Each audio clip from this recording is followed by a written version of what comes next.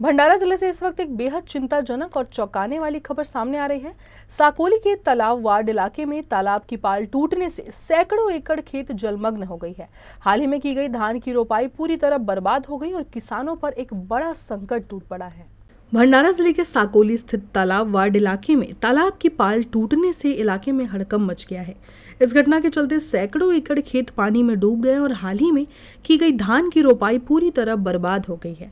स्थानीय नागरिक और किसान प्रशासन की लापरवाही पर गुस्सा जाहिर कर रहे हैं और उनका कहना है कि कई बार तालाब की स्थिति को लेकर प्रशासन को जानकारी दी गई थी, लेकिन समय रहते कोई कार्रवाई नहीं की गई और आज वही लापरवाही किसानों पर भारी पड़ रही है। तालाब की पाल टूटने की खबर मिलते ही बड़ी संख्या में ग्रामीण मौके पर पहुंचे, लेकिन 1 घंटे बीत जाने के बाद भी न तो पुलिस पहुंची और न ही कोई प्रशासनिक अधिकारी।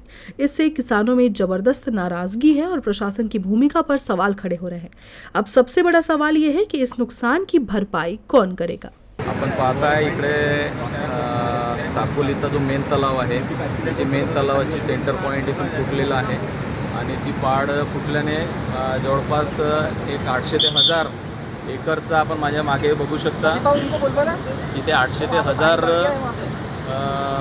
एकर पाण्याखाली ही शेती आता पूर्ण चाललेली आहे। लाखांदूर रोड सुद्धा बंद होण्याच्या मार्गावर आहे। आता तिथे 2 फूट पाणी चढलेलं आहे आणि तिकडचे जे 2 परिवार आहेत आम्ही ते हलवलेले आहेत आणि मला एवढंच म्हणायचं आहे की प्रशासनाच्या दुर्लक्षामुळे ही आज घटना झालेली आहे। यावर्षी तलाव खोलीकरणाचं सुद्धा इथं काम झालेलं आहे।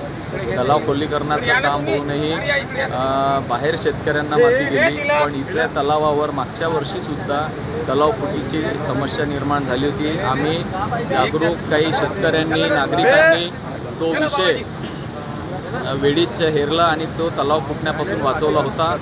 पण यावर्षी 100% जी काही माती गेली तिथली जर 10% जरी माती इथे येऊ शकली असती तर निश्चितच ही आज वेळ आली नसती।